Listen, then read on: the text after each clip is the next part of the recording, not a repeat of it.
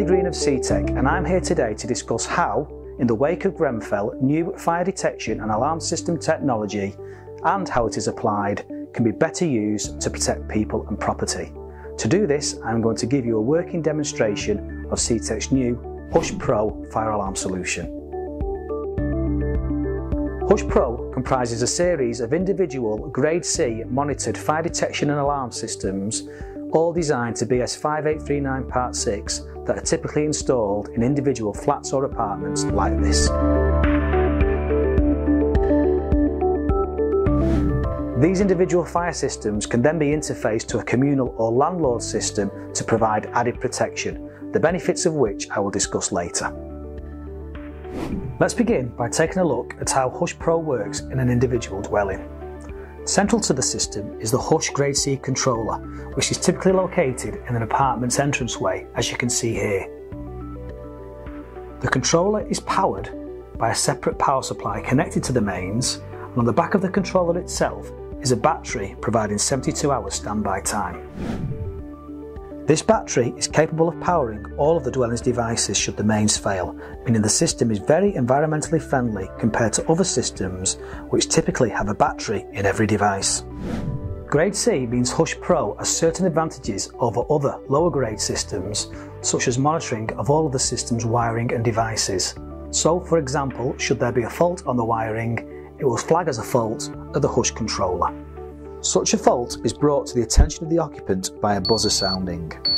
The occupant can then come along and press Hush to silence the fault for 24 hours.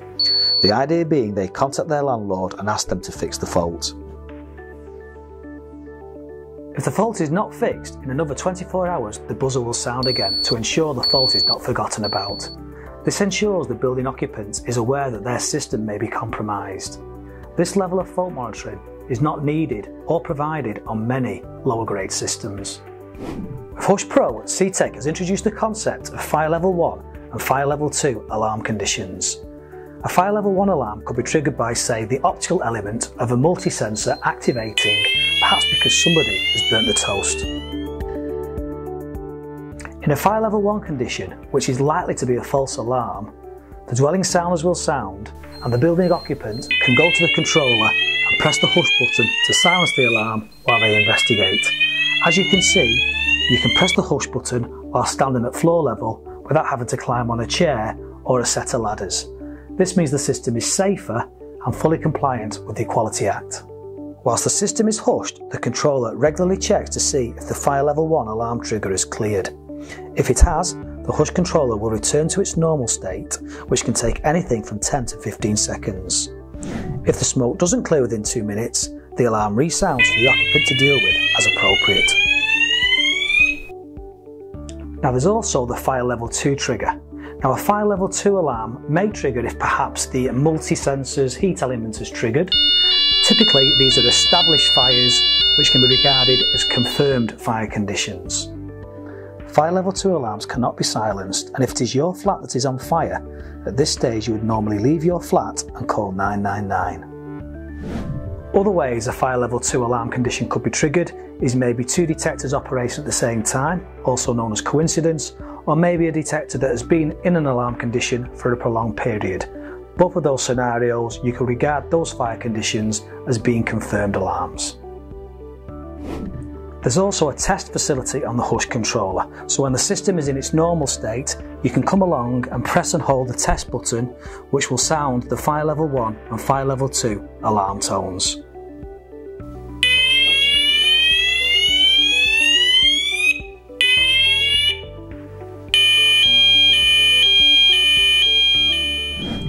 Incidentally, because Hush Pro's field devices are designed to the EN54 series of commercial product standards, its alarm devices include frequencies that are much more likely to wake a sleeping child or maybe an adult with hearing loss, and its fire detectors include technology and algorithms that are much more resistant to false alarms caused by steam. By adding additional devices, you can use the system in bigger dwellings than the one I am in today, and there's also options such as weatherproof sounders for outside areas, which you could use maybe on a balcony, if of course you're lucky enough to be in a flat that has a balcony. So that's the Hush Pro solution when it's used in a standalone situation. You can also do things with it as well, such as cut off the supply to a gas cooker maybe in a fire level 1 or 2 condition, or you could monitor sprinkler flow switches. So all in all, it's a very powerful solution. That's Hush when used in a standalone situation. I'm now going to talk about Hush Pro when multiple individual systems are connected to a landlord system, and that's when you see the real power of Hush Pro coming into effect. So as I explained, the real power of Hush Pro comes when it's connected to a landlord system such as the ZFP CAS system you can see here in the reception area of a purpose-built block of flats. But to show you the real benefits of this integrated setup, the best way to do it is using one of TEC's training rigs, which I'm going to do right now downstairs. Okay, we are now in one of TEC's training rooms. On this particular demo rig you can see here, this is one individual dwelling upon a floor of a tower block. This dwelling is a standalone grade C system. You've got your Hush Pro controller and 3 field devices, that's 2 detectors and 1 sounder VAD. Grade C systems like this will be fitted in every individual dwelling throughout the entire tower block. Now the tower block itself is connected to a ZFP cast fire panel. You can see that over there, which in turn is connected to TEC's Fire IoT cloud-based monitoring software. So each individual dwelling now is interconnected by a landlord interface unit. So each different dwelling's grade C fire alarm system connects to the monitoring landlord system that you can see over there. This is on the addressable loop, so everything is monitored. Okay, so in such purpose-built buildings, there is good fire compartmentalisation in place, so each individual dwelling would be protected from the fire spreading for a good period of time. Now, that's fine, and in such buildings, typically a stay-put policy is in place. Most of the time that works great, but sadly, most notably at Grenfell, there are occasions when stay-put fails.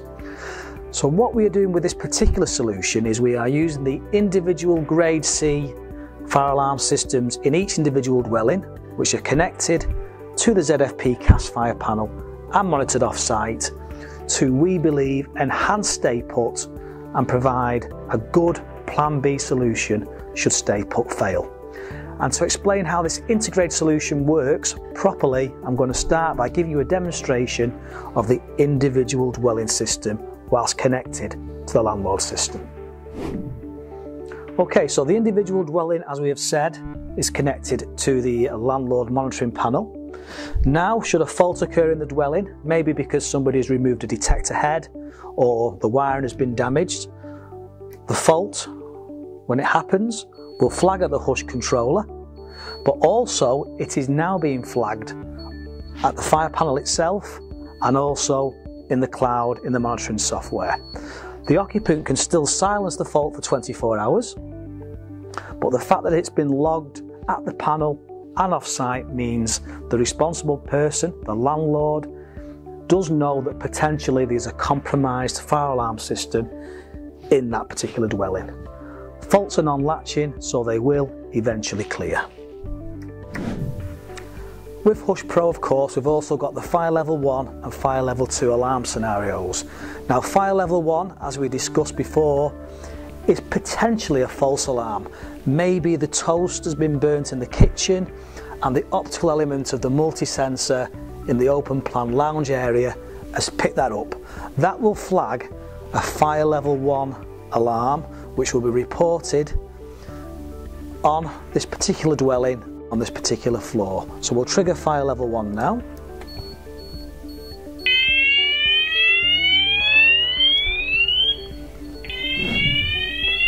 Okay, as Fire Level 1 is typically and likely to be an unwanted or false alarm, it isn't reported on the ZFP's panel display, although it is logged at the panel, but it is reported off-site via the cloud-based monitoring software. Once the false alarm, if it is a false alarm, has been cleared, the system will reset as normal.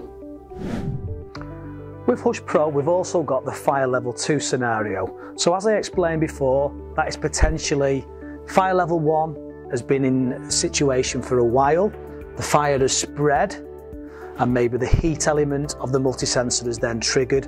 We can regard that as a confirmed alarm signal. And in such situations, would it not make sense, if the fire was in this particular dwelling, to warn other dwellings on that floor that there's a fire? Well, using the cause and effects on the landlord panel, we can do just that. So if I now, first of all, generate a fire level 1 alarm that then expands to a fire level 2 alarm, we will see that in action.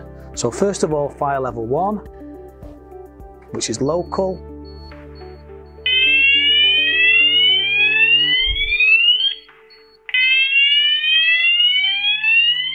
Moving to fire level 2.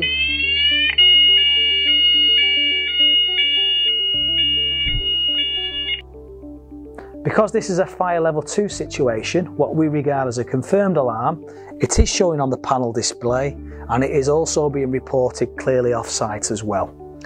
Now, if we just step back a little bit, you may decide that you don't want to evacuate the entire floor. Maybe you're concerned that smoke creeping through these fire exits or these fire doors may result in this corridor being smoke filled. You have got the ability with the cause and effects to maybe, if that goes into fire, just evacuate this part of the floor. Or alternatively, you can leave the entire decision to the fire brigade. Now, the fire and rescue services will now know about the fire. It's been reported off site, it's been reported at the panel, so they will now turn up on site and they can make the decisions about what to do themselves. So all of the panel's key switches are programmed via the ZFP's cause and effects to operate on a floor-by-floor basis. So the fire services have arrived, they realise and know that the fire is on floor 5, they are concerned that the fire may spread, so instead of the climbing the stairs, all they need to do now is decide, let's evacuate floor 6. They flick a switch, which evacuates floor 6. Fire has been reported in the building. Please evacuate immediately. This sounds what we call a fire level 3 evacuation alert tone and an optional voice message on that floor. They may then decide to do a phased evacuation with floor 4 next, then maybe 3, 2 immediately, and 1, until the entire building, should they so wish, has been evacuated. And every single one of those key switch actions are being logged in the cloud as well, so you can see that the floors of the building are being evacuated on a floor-by-floor basis. So in a nutshell, that's Hush Pro. It's British built, it's available to purchase now, and it has the ability to transform fire protection in residential dwellings, not just buildings and tower blocks like this, but also family dwellings as well. It offers BS 5839 Part 6 protection in individual flats, a low-level controller which is much more accessible, substantial lifetime ownership cost reductions. For example, you don't necessarily have to change the devices after 10 years. It's environmentally friendly. It takes 50% less power than many lower grade solutions. The devices are smaller and use less plastic, and typically you only need 1 battery per flat. In a nutshell, as I say, it protects people and property properly. It's designed to make people safer. As the individual systems are connected to a landlord system, you can do things like monitor the sprinkler system on an individual flat by flat basis, or maybe if the sprinkler flow switch is on a floor, it could do it on a floor by floor basis. It's a good all-round solution. You've got your fire level 1, fire level 2 and fire level 3 alarms, clearly differentiated against. Everything's logged. You can see if a fire is spreading. You've got dynamic and automatic phased evacuation if you wish, or there's facilities there for the fire services to come along. They know best and they can evacuate the building as they see fit. It's a great alternative or enhancement to stay put. It's a plan B solution. The technology is here now, and thanks for listening.